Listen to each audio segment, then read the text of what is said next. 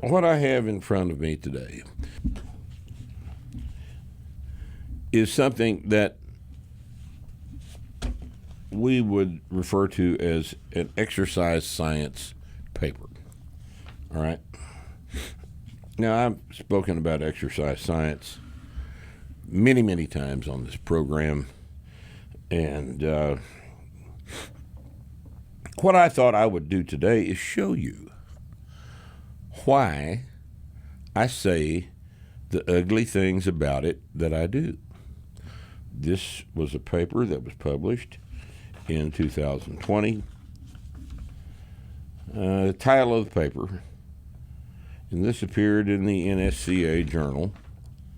It appeared in the Journal of Strength and Conditioning Research, which is the research journal of the National Strength and Conditioning Association. They publish two journals. One is called the Strength and Conditioning Journal, SCJ it's referred to. And this one is produced in the Journal of Strength and Conditioning Research, which is lovingly referred to as the JSCR. All right.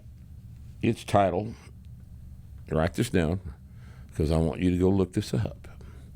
Because you may think I'm just making some of this shit up, but I'm not. This is the title of the paper is Effects of Training with Free Weights versus Machines on Muscle Mass, Strength, Free Testosterone, and Free Cortisol Levels by Schwanbeck et al. That means graduate students. Schwanbeck and a bunch of graduate students. Like right? Rip et al. Is us. Are we the all? Right. Et al. All right. Now, and then it gives you the author information. It's where they're all, either employed or taking their master's degree or whatever they're doing.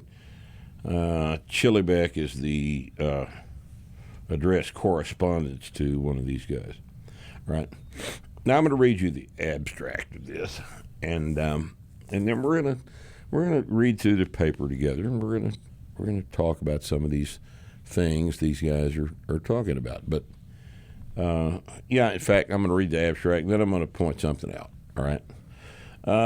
Let's see. Free weights offer a more unstable training environment, which enhances muscle recruitment, whereas some machines have the advantage of using a cam pulley system that better matches strength curves. Okay. Which is an interesting concept. Right. All right. We compared the effect of training with free weights versus machines on muscle mass, strength, free testosterone, and free cortisol concentrations. 46 subjects, 26 women, which means that the other 20 were men, right? Average age 22 plus or minus 3 years. Kids, college kids, which is what you typically find in these things, were randomized to train using free weights or machines for 8 weeks. With each muscle group trained 2 to 3 times per week, with 3 to 4 sets of 4 to 10 reps. Muscle thickness and strength were measured at 0 starting point and 8 weeks. Salivary hormone concentrations were assessed before and at the end of workouts at the beginning, midway at 4 weeks, and at the end, 8 weeks of the training intervention. Biceps and quadriceps muscle thickness, everyone's favorite muscles, right, increased with no difference between the groups. After 8 no weeks. difference between the free weight and the machine groups. After 8 weeks with 4 to 12 reps. Right. Well, yeah. It's trying to keep everything in perspective. It's worse than that. Right.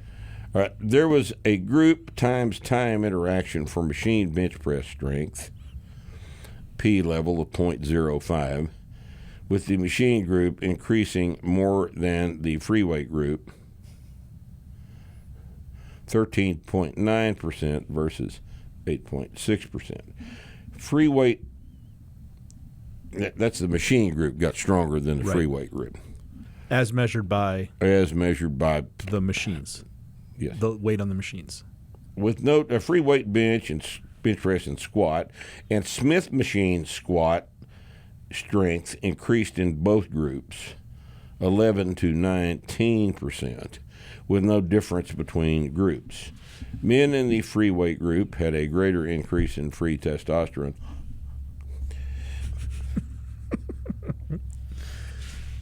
From before to after acute training sessions than men in the machine group, and all women. However, there's no differences between groups in free cortisol response to acute resistance exercise. That's because it wasn't hard enough to make anything inflame. All right, training sessions with free weights induced greater increases in free testosterone in men. However, training with free weights or machines resulted in similar increases in muscle mass and strength. Right. Now, But how much were the increases? Well, first question is, do you know anything about salivary levels of hormones? yes, is they're that even a incredibly viable- imprecise. I would assume so. They're Like incredibly if you drank a imprecise. lot of water, would But it it's change things? yeah, but it's easier than drawing blood. Okay. You know, as they didn't have phlebotomy as part of the review board Sure. process, so they had to do it the other way. So they do salivary. But one of the Essays. what's the title again?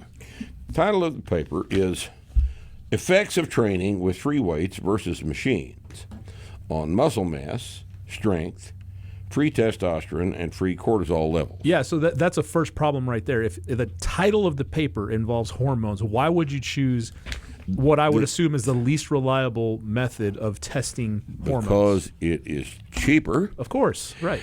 and it doesn't require a licensed phlebotomist Exactly. in order to perform Right. the intervention. So if you've got any fucking brains or integrity, you would leave that as an interesting piece of the paper, perhaps, But not make it part of the main One of deal. the primary parameters course. that you're investigating in the intervention. Right. Right. But that's, look, here's the situation. We know better than this. Join us again this week on Starting Strength Radio. We are going to do kind of a dangerous thing. We're going to actually look at the science, specifically the science of exercise physiology, and more generally, the science as brought to you by The Narrative. It's an interesting show. I promise you'll like it. We'll see you this time on Starting Strength Radio.